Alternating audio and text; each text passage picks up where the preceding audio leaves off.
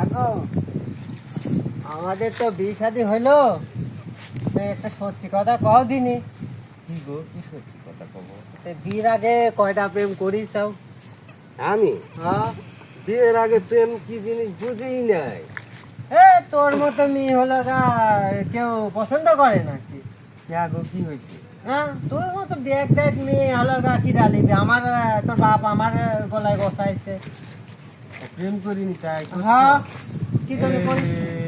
পাগল, ওটা তো তোমার মন পরীক্ষা করার জন্য কইছি। আমি এর আগে হ্যাঁ 15-20টা বাচ্চা ফেলাইছি।